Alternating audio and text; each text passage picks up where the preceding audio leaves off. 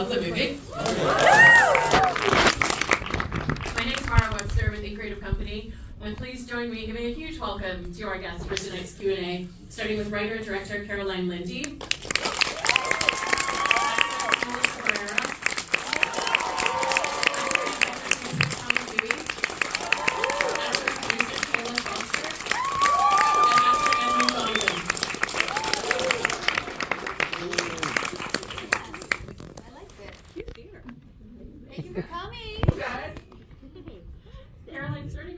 I love the musical that you've conceptualized within this story, because it's not just that you conceptualize this storyline and these musical numbers, it's that it really aligns with the story that you're telling with Melissa's character Laura throughout. And so I wanted to ask about the intricacies of just really building that together in a way that told so much story about her character.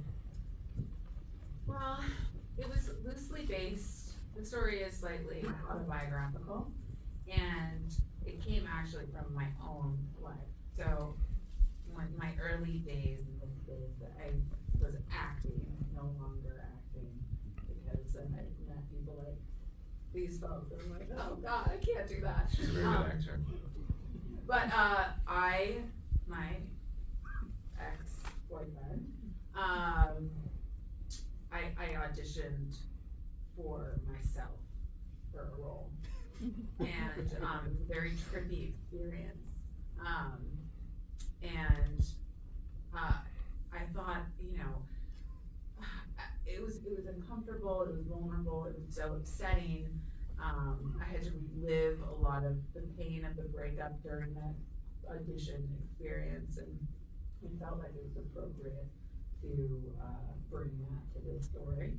And I also thought, it's just like, how absurd and ridiculous is it, and for the character Jacob to kind of, and exposing for him, you get to see what a jerk he really is, that he's totally oblivious to the pain that he's putting Laura through by parading her feelings, out there in front of everybody, but especially in front of her.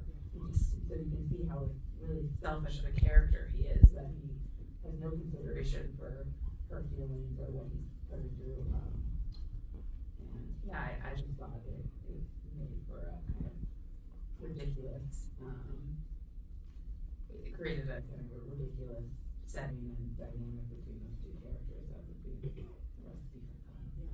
I actually wanted to jump over to you, Kayla, because as well as acting, you're also producing alongside Caroline. And I've heard you say that it took a little while to figure out what should Laura's profession and what should her passion be. And I love the choice of musical theater, because I think it's a space where we're allowed to be emotional, we're allowed to be, larger than life. And so how did the two of you ultimately land on that?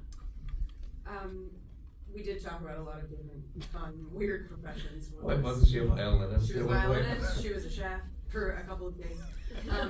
But Caroline and my first love, our shared first love, is musical theater.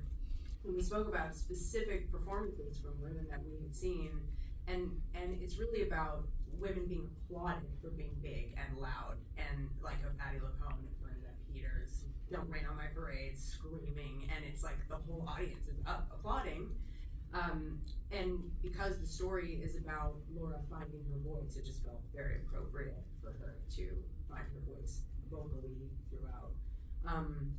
The thing that I love, just to talk about Melissa's performance in that sense, is her voice, I feel, changes in strength throughout the film in her approach to the actual singing, which I loved so much. I think when you get to work with like a real musical theater performer like Melissa, you get the gift of that like in the moment that you hear her sing to Jacob, when she gives that suggestion, there's kind of a tone to her, like a little meek suggestion, and then in the scene where she's singing with Monster at the piano, it's a little bit warmer, and she's kind of like found it in her body a little bit, and then that bitch is screaming at the end. So you get to really like hear the arc of her anger and her finding her voice, and we're lucky to have her for that. What did you think about not singing? Okay, can I actually say something about Tommy singing? Yes! I've got some shit to say. I can't wait. What Caroline and I spoke so much about the rage and tracking the rage. And like in every moment it was like, okay, well, if Monster is doing this Shakespeare monologue, what is this about? Okay, well, Melissa's character, Laura, is saying, I don't really do Shakespeare. And your monster would say to you, yes you can, do it, just do it. And then you try to do it, right? So the singing that Tommy does in that scene actually means so much to me, and I haven't told you that he so loudly and proudly just sings it in whatever way that came out, you know, if you were so not meek in that moment, which is exactly what Laura's monster would have done to get her to the place that her voice felt warm in her. It's like going for it. So congratulations, Tommy. That's very sweet. I really teed myself up for a nice compliment. Melissa, one of the things that I think you do so beautifully in your performance is that you allow yourself to make these bigger choices and to have the emotions be really big and loud and proud, and at the same time it's such a delicate and emotional performance at the same time. And I know that Caroline was a huge proponent of really pushing you outside of your comfort zone and saying, you know, it's okay, like make the crying bigger, make the crying bigger. And so how did you set about going into scenes and really trying to figure out what those lines and balances were? It was all Caroline. I mean, it was her guiding me to those, you know, a little over the top moments.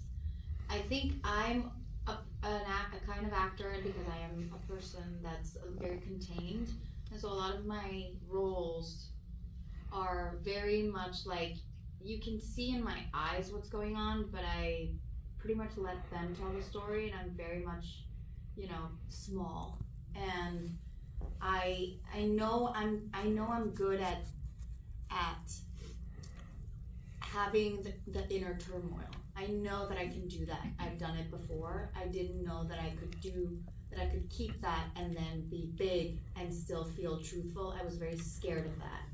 And if it wasn't for Caroline guiding me to that performance and push, knowing what buttons to push, because that's what a director is meant to do. They're meant to like guide you to their vision of what this is supposed to be. And not all directors do that, in all honesty. Like, there's a lot of directors that kind of like don't even, they're like, I trust you, do whatever, but then you're not really getting to exactly what their vision is. And so I was very grateful that Caroline, on day one, because day one we shot that scene where I wake up on the couch and he's sitting in the corner like, hey, I made you tea. And I'm like, whoa, this is a real monster. That was our first scene that we shot, I think, on the first day.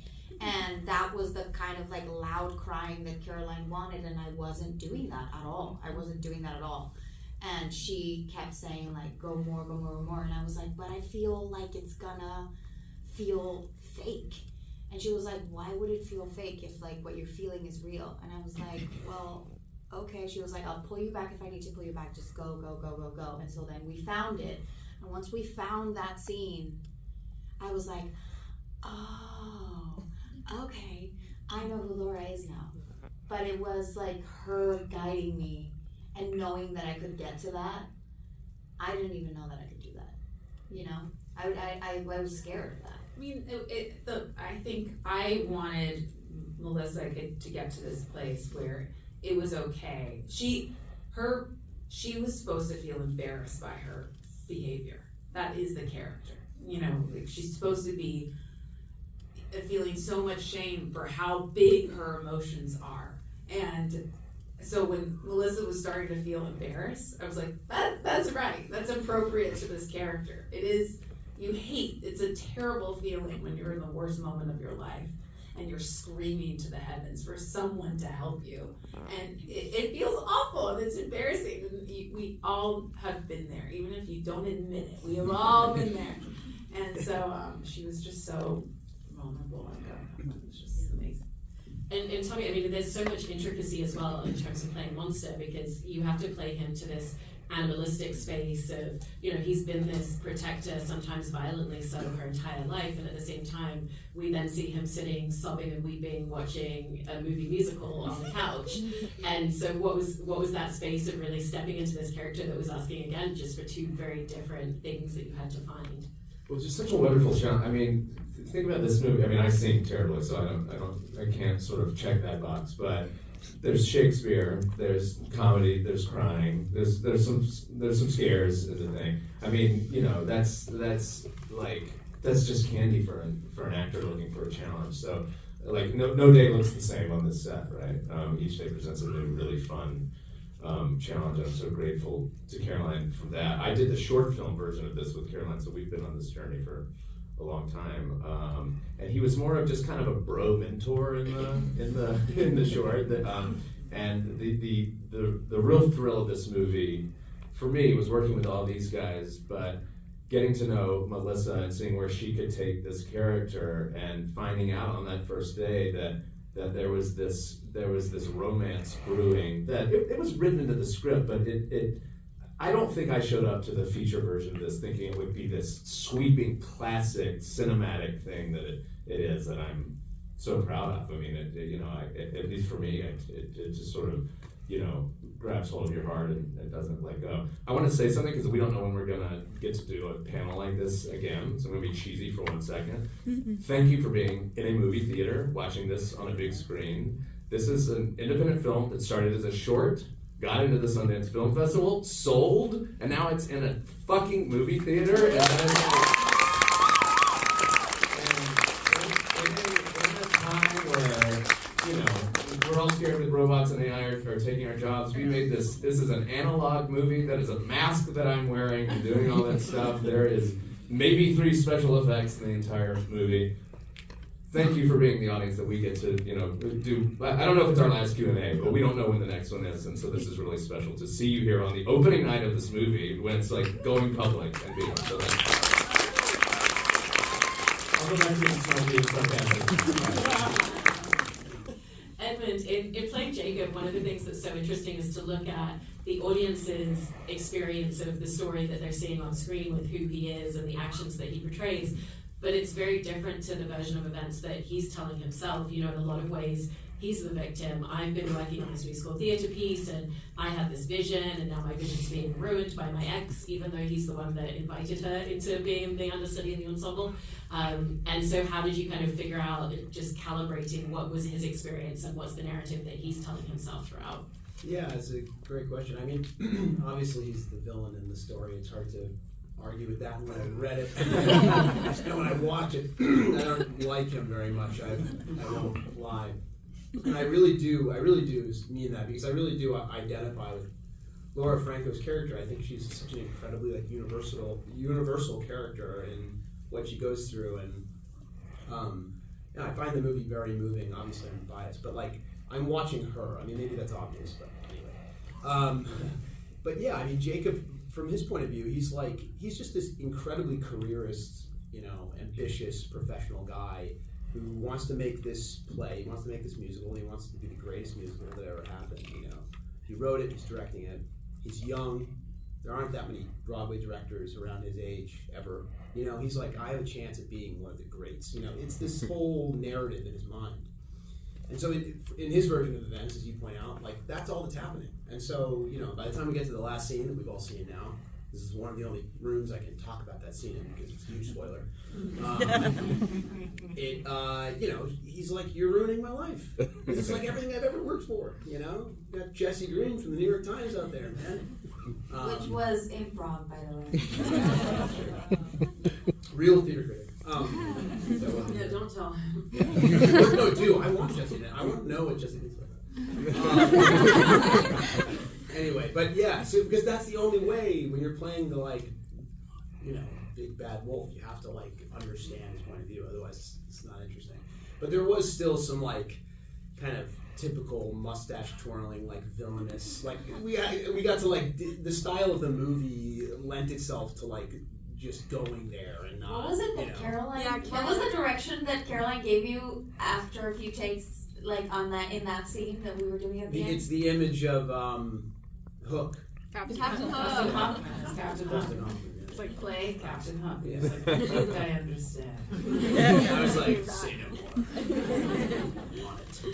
Yeah. And Melissa and Tommy, you built such a beautiful connection between your two characters, and it's really interesting to see all the scenes at play as they're falling for each other and developing these emotions, because it's not linear for either of them, and it's not necessarily that they both soften or become more vulnerable with each other at the same time. And there's also a little bit of back and forth, especially for Laura, since she's still being pulled into her past. And so how did you two talk about the different ways that you felt like you wanted them to soften or maybe pull back or be a little bit unsure? We didn't talk. We never talked other than when Tommy was We like wearing a each other. mask. She said that weird. No. We get along great. No, the thing is that the reality is that this was such a quick shoot. We shot this movie in 20 days. It was very intense, very long days, long hours. We were all very exhausted. So it's not like we had time to rehearse or anything like that. But we were very fortunate that from the moment that we met, we just clicked. It just kind of was there, and it felt like easy. And I think on that first day we kind of observed each other and got to like know each other's humor and the way that we worked, and we just were in sync. And so I think it felt very natural. Kind of the progression of the relationship felt very natural and very like effortless. It wasn't I mean, it's something you want in every job that you rarely get, which is the movie is so brilliantly constructed that we didn't have to do the work you're talking about. The script had done it, so Melissa and I just show up for the tennis match. I'm like, well, I'm going to see if I can get her to break in this scene, because right up against the edge of breaking is like the good stuff, right? That's when you're on that comedy wave and just kind of surfing together. Great metaphor, guys. Feel free to steal that. But as Melissa said, like working with her is easy. She's just there, committed to finding the scene. Yeah, it's so great when it happens that way. We have just a few more minutes left, but I'd love to open up. Yeah, hand already open. So I actually met Melissa a couple of months ago in Jersey at Monster Mania. Oh, hey. It's good to see you again. Good to see you. But I want to mention, like, I grew up with Tourette syndrome, and one of my outlets with Tourette's is playing piano. And there was a period of time where the Tourette's heavily prevented me from being able to play piano, and to the point where I was screaming. And I related with Laura's character, or Laura, because there's an anger you feel when you can't, when the thing you love you can't do, and your character didn't just have what she loves that you couldn't do, you had it taken away from you, you had it robbed of you. So I don't know if the filmmakers realize that there's always subplots and small elements of the characters that will always speak to the audience in their own personal way, but that part really hit me, in addition to the love story part and the betrayal and the heartbreak. But the anger of not being able to do what you love on such a simple level or on a massive level where it's your career hits me hard. I just want to mention that. I always thought that, Laura's going through a double heartbreak, because she's not only lost the man that she loved for, that she was in a relationship for 5 years. 5 years is a really long time. They become like someone can become your world, and it's like such a routine that it's hard to break out of. But this man was also tied to her lifelong dream.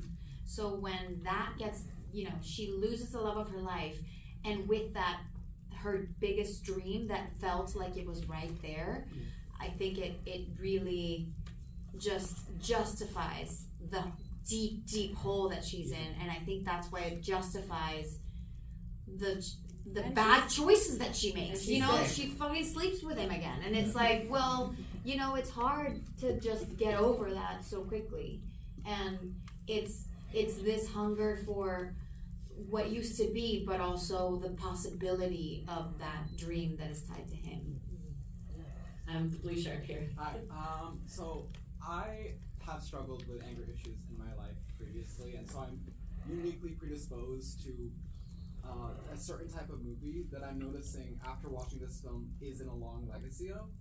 Like films like Lucky McKee's May and Ty West's Pearl, films about women who have been emotionally repressed and their anger erupts in violent ways. So I would like to ask, like, what films do you consider influenced the making of this one? Oh, that's a really good question. I mean, it's not going to be the answer you want. I tend to, those films you mentioned, which I love, The movies that influenced this the most were like the classic rom-coms. Nora Ephron, Rob Reiner. I think what was exciting about this project was that when I watched some of my favorite films, classic romantic comedies, I think, oh my God, this is so light and fluffy. But really, when you go through a heartbreak, I want to fucking kill somebody. There is a murderous, impulsive rage, living inside me. It's not cute. It's not like funny. I mean, it can be funny, but also it can be extremely dark and extremely rageful and scary. And so I think I wanted to challenge the genre by bringing a level of darkness to it in a way that I think the genre usually skims over the surface. And I'm like, this would be cool because I think that the genre is kind of dying, and maybe we could give it a new hairdo and throw a few other genres in there like horror and musical theater. And I think it is reflective of what it really feels like to go through a painful experience. But yeah, I mean, I do love horror films, but specifically with this one, I think I was trying to take that classic, when Harry met Sally and give it a new flavor. To tack onto that a little bit, just, I think what is so special about Caroline and the way she constructed this film, and I'm biased because I love her, but, it's okay to laugh immediately. It's okay to laugh during.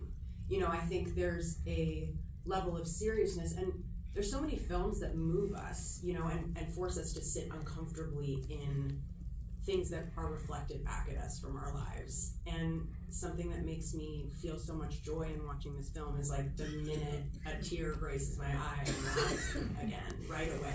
She and I think that is so true to an emotional experience it's all different colors of the rainbow, and we want to be seen in that way too, not just, being forced to cry and live in our pain for an hour and a half, We have time for just one more. Yes, right here.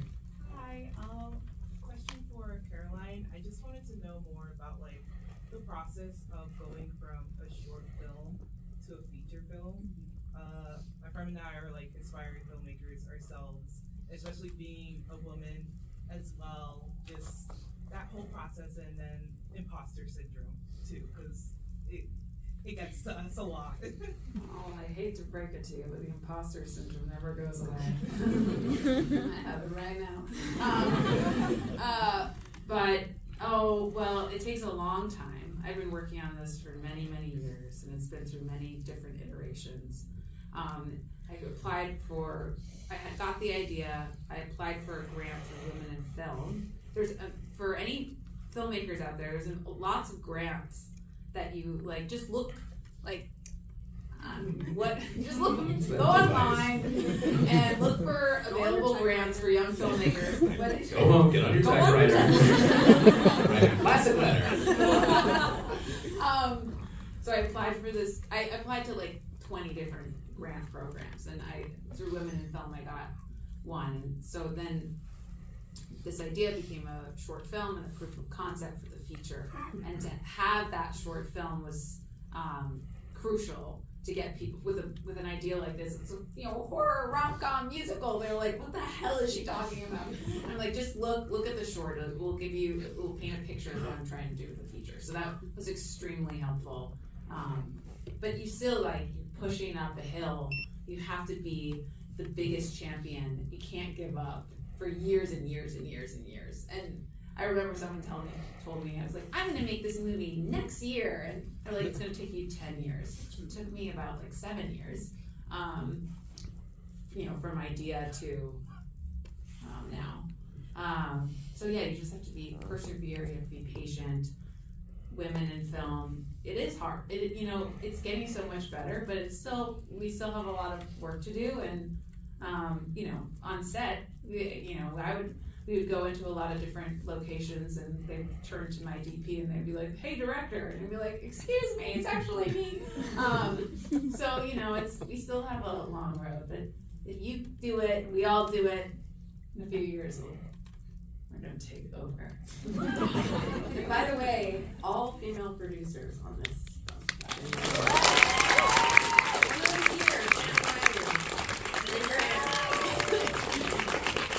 I have a question for you guys. Did you watch the movie here? Did you all watch the movie First Row?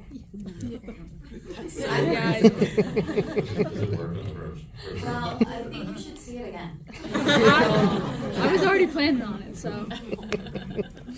Well, thank you for coming. Yeah, thank you so much for sharing this with me. This is really Thank you guys. Melissa, can you sign if it's all right? Are you allowed to take pictures? Yeah, I'll do that. I'll take pictures.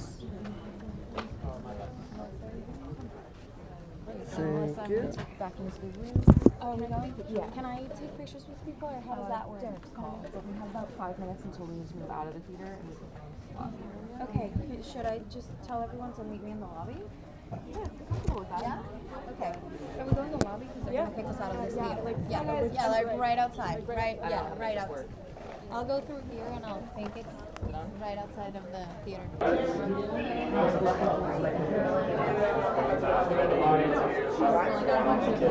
Coming.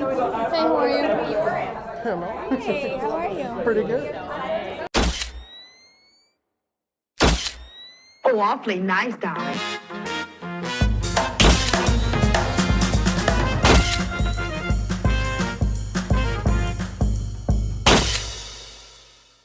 I got a bunch there for you. Thank you. Thank you.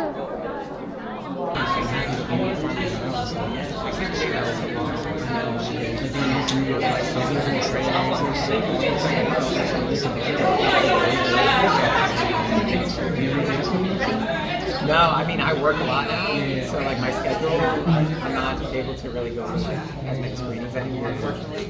So every once in a while.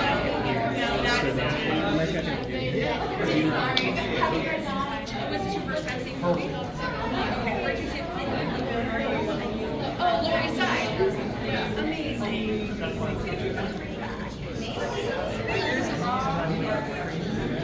I've seen this.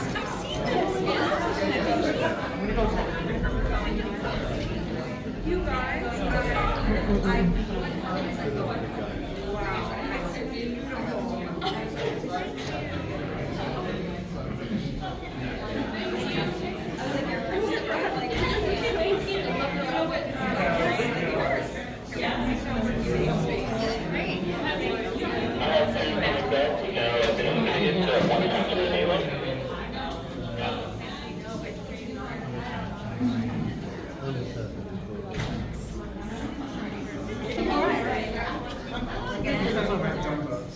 yeah, it was too dark. Who made that? Oh my god, Sarah. Oh my god, Sarah. Oh my god, I love your girl.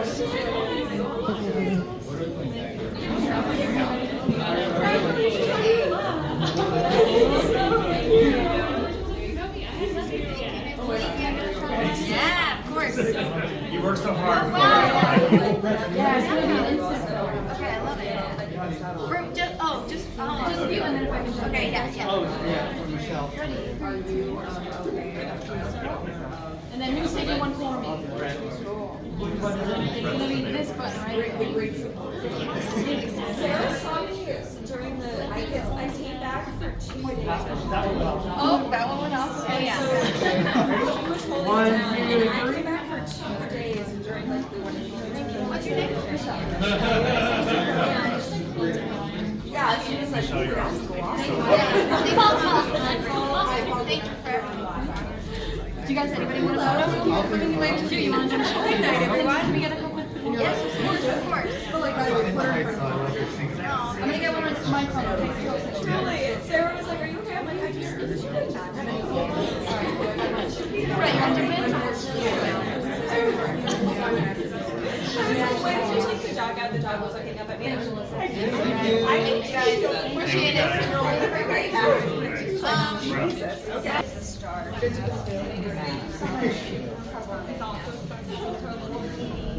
Thanks,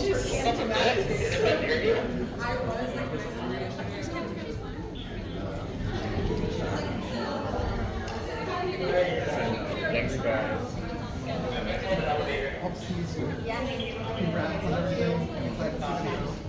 Yeah, I can't wait to see the show. TV show. Yes. I'll talk to you soon. I'm gonna do something. I'll probably talk to you in a few hours.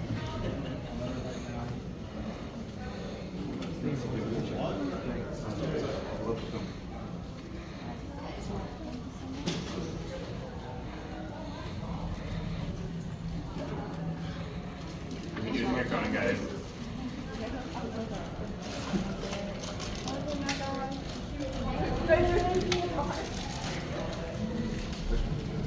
You gotta go up, man. Thank you so much. Melissa. Melissa. Melissa. Nice job.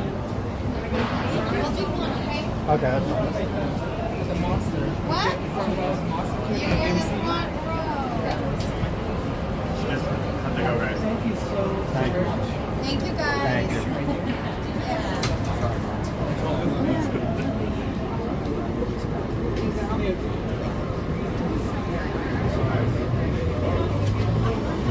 Thanks for coming, guys. Congratulations.